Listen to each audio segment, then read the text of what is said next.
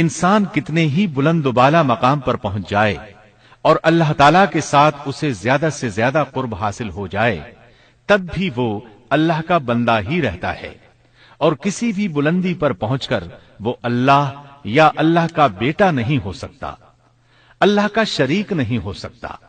اللہ جل شانہ کی ذات پاک وحدہ لا شریک ہے اور باپ بیٹے کی نسبتوں سے پاک ہے، لہذا انسان کی سب سے بڑی گمراہی یہ ہے کہ وہ جب کسی برگزیدہ انسان سے ایسے امور صادر ہوتے دیکھتا ہے جو عقل میں نہیں آتے تو رعب یا عقیدت کی بنا پر پکار اٹھتا ہے کہ یہ ہستی تو خود اللہ ہے جو انسانی شکل میں آئی ہے، یا اس کا بیٹا ہے، یا اللہ تعالی کی شریک ہے۔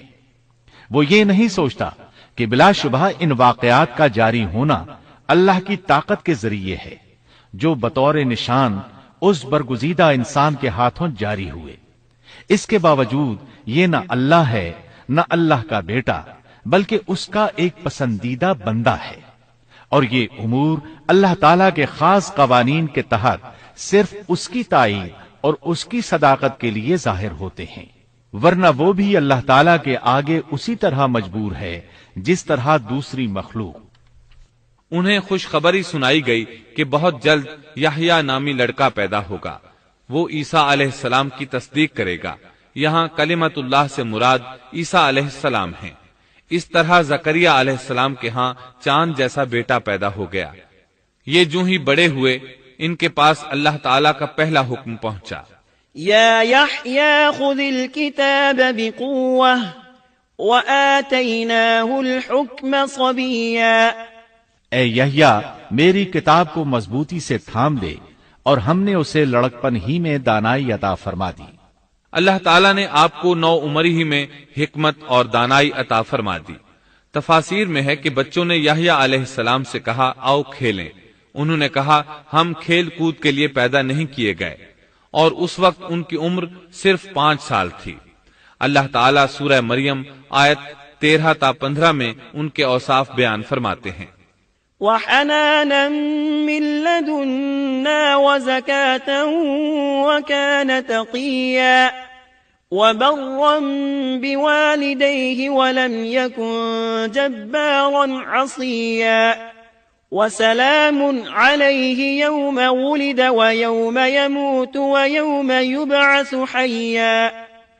اور ہم نے انہیں اپنے پاس سے شفقت اور پاکیزگی بھی عطا فرمائی، اور وہ پرہیزگار شخص تھا اور اپنے ماں باپ سے نیک سلوک کرنے والا تھا، وہ سرکش اور گناہگار نہ تھا۔ اس پر سلام ہے جس دن وہ پیدا ہوا اور جس دن وہ فوت ہوا اور جس دن وہ زندہ کر کے اٹھایا جائے گا۔ مورخین لکھتے ہیں کہ یحییٰ علیہ السلام کی پیدائش کے صرف 6 ماہ بعد عیسیٰ ابن مریم علیہ السلام پیدا ہوئے، یعنی زکریا علیہ السلام کی دعا کے 6 ماہ بعد مریم علیہ السلام کی طرف بھی اللہ تعالیٰ نے وحی بھیجی تاکہ اللہ تعالیٰ انہیں عیسیٰ علیہ السلام جیسا لخت جگر عطا کریں۔ گویا یحییٰ علیہ السلام عیسیٰ علیہ السلام سے 6 ماہ بڑے تھے۔ یحییٰ علیہ السلام بڑے ہوئے تو اپنے والد زکریا علیہ السلام کے ساتھ بنی اسرائیل کو اللہ کی طرف دعوت دینے لگے۔ اس وقت ایک ظالم شخص ان پر حکمران تھا۔ اس نے اپنے بھائی کی بیٹی سے شادی کرنے کا ارادہ کیا، اگرچہ ان کے دین میں یہ حرام تھا۔ اس نے یحییٰ علیہ السلام سے اس شادی کی اجازت طلب کی، اس لیے کہ ان کی نبوت کا اس وقت تک چرچا ہو چکا تھا اور وہ ان کے درمیان شریعت کے مطابق فیصلے کیا کرتے تھے۔ فتویٰ لینے کے لیے وہ تحفے تحائف کے ساتھ آپ کی خدمت میں آیا۔ یحییٰ علیہ السلام نے لوگوں کو جمع کیا اور خطبہ دیا کہ لڑکی کی اپنے چچا سے شادی حرام ہے۔ بادشاہ اور وہ لڑکی یہ فیصلہ سن کر غضبناک ہو گئے۔ لڑکی نے بادشاہ سے کہا تم یحییٰ کو قتل کرا دو، تب ہماری شادی ممکن ہے۔ بادشاہ نے ان کی طرف اپنے سپاہی روانہ کر دیے۔ اس وقت یحییٰ علیہ السلام محراب میں نماز ادا کر رہے تھے۔ سپاہیوں نے انہیں قتل کر دیا۔ اس طرح بادشاہ نے اپنی بھتیجی سے شادی کر لی۔ اس کے بعد انہوں نے آپ کے والد زکریا علیہ السلام کو بھی قتل کر دیا۔ اس طرح اس دور کے 2 نبی قتل کر دیے گئے۔ عیسیٰ علیہ السلام باقی رہ گئے۔ آپ یحییٰ علیہ السلام کی زندگی ہی میں نبی قرار پا چکے تھے۔ اس وقت آپ کی عمر 30 سال سے کچھ اوپر تھی۔ امام بخاری رحمت اللہ علیہ نے صحیح بخاری میں حدیث اسراء کے تحت سیدنا یحییٰ علیہ السلام کے ذکر میں یہ روایت لکھی ہے کہ نبی کریم صلی اللہ علیہ وسلم نے فرمایا، جب میں دوسرے آسمان پر پہنچا تو دیکھا کہ یحییٰ اور عیسیٰ علیہم السلام موجود ہیں، اور یہ دونوں خالازاد بھائی ہیں۔ جبریل علیہ السلام نے کہا، یہ یحییٰ اور عیسیٰ علیہم السلام ہیں، انہیں سلام کیجیے۔ میں نے انہیں سلام کیا، دونوں نے سلام کا جواب دیا۔ پھر دونوں نے کہا، آپ کا آنا مبارک ہو اے ہمارے نیک بھائی اور نیک نبی۔ سیدنا زکریا علیہ السلام کے تذکرے میں یہ آ چکا ہے کہ یحییٰ علیہ السلام کی والدہ اور مریم علیہ السلام کی والدہ حقیقی بہنیں تھیں۔ اس لیے حدیث معراج میں نبی کریم صلی اللہ علیہ وسلم کا یہ فرمانا کہ سیدنا یحییٰ اور سیدنا عیسیٰ علیہم السلام خالازاد بھائی ہیں، اسی رشتے کی طرف اشارہ ہے۔ دنیا میں اس سے زیادہ شقی اور بدبخت کوئی اور نہیں ہو سکتا جو ایسی مقدس ہستی کو قتل کر دے جو نہ کسی کو ستاتی ہو اور نہ کسی کے مال و دولت پر نظر رکھتی ہو، بلکہ اس کے برعکس بغیر کسی طمع اور اجرت کے اس کی زندگی قوم کی اصلاح اور خیرخواہی کے لیے وقف ہو چکی ہو۔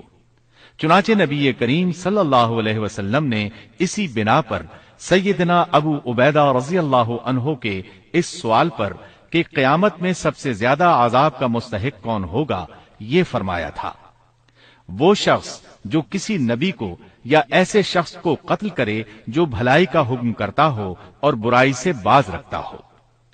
اقوام عالم میں صرف یہودی ہی ایک ایسی قوم ہے جس نے ایسے پاکیزہ نفوس کو بے تحاشا قتل کیا۔ اللہ رب العزت سورہ بقرہ آیت 61 میں فرماتا ہے، اور وہ نبیوں کو ناحق قتل کرتے تھے۔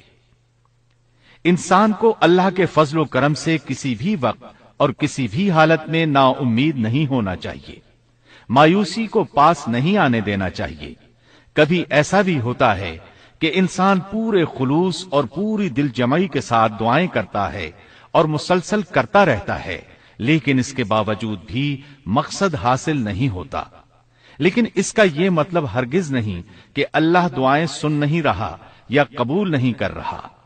اس قسم کی مایوسی اور خیالات کو کفر قرار دیا گیا ہے۔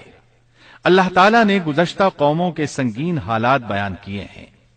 ان قوموں کی جان و مال میں ایسے حادثات اور پے در پے ایسی مصیبتیں پیش آئیں کہ اہل ایمان اور ان کے نبی پکار اٹھے، اللہ کی مدد کب آئے گی؟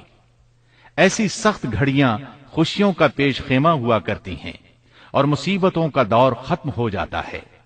جو لوگ اللہ کی قضاء و قدر پر بھروسہ رکھتے ہیں وہ ایسے لمحات میں مصیبتوں کی دلدل سے نکل جاتے ہیں اور انہیں اللہ تعالی کی طرف سے ایک نئی زندگی عطا کی جاتی ہے۔ سیدنا زکریا علیہ السلام زندگی بھر نبوت کے وارث کے لیے بے چین رہے، لیکن اللہ تعالی سے یہی حسن ظن رکھا کہ اے پروردگار، میں آپ سے مانگ کر کبھی بے مراد نہیں رہا۔ سیدنا زکریا علیہ السلام کی عمر کی آخری منزل آ چکی تھی اور آپ کی بیوی صاحبہ بانجھ تھی۔ ساری زندگی گود اولاد سے خالی رہی تھی، لیکن مریم علیہ السلام کے حجرے میں کرامت کا ظہور دیکھ کر آپ کا ذہن اچانک اس طرف منتقل ہوا کہ جو اللہ تعالیٰ اس بات پر قادر ہے کہ ظاہری اسباب کے بغیر ہر روز تر و تازہ پھل حجرے میں پہنچا سکتا ہے، وہ یقیناً اس پر بھی قادر ہے کہ میری اس آخری عمر میں مجھے اولاد کی نعمت عطا کر دے۔ حقیقت یہ ہے کہ دعا کرنے والے کی نظر اس عالم اسباب میں بھی اسباب اور وسائل سے کہیں زیادہ مسبب الاسباب پر ہو تو وہ قبولیت کا دروازہ فوراً کھل جاتا ہے۔ سیدنا زکریا علیہ السلام کو دوسرے ہی لمحے ایک عظیم فرزند کی بشارت دے دی گئی۔ اولاد کی خواہش ایک فطری خواہش ہے اور یہ خواہش قناعت اور زہد کے خلاف بھی قطعاً نہیں۔ قرآن کریم نے انبیاء کی زبان سے اس قسم کی دعائیں اور پکار ذکر کر کے یہ حقیقت واضح کر دی کہ انبیاء اور رسل جو زہد اور قناعت کے مینار ہوتے ہیں اس دواجی زندگی سے بری نہیں ہیں۔ اسلام میں اولاد کی خواہش کو فطری خواہش قرار دیا گیا ہے، تاہم یہ نقطہ بھی ذہن میں رہنا چاہیے کہ کہ سیدنا زکریا علیہ السلام صرف اولاد ہی نہیں چاہتے تھے، صالح اولاد چاہتے تھے تاکہ وہ ان کے بعد دعوت کا کام جاری رکھے۔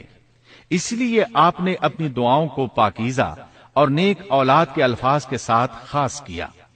سورہ آل عمران آیت 38 میں ہے، اسی جگہ زکریا علیہ السلام نے اپنے پروردگار سے دعا کی، کہا کہ اے میرے پروردگار، مجھے اپنے پاس سے پاکیزہ اولاد عطا فرما، بے شک تو دعا کا سننے والا ہے۔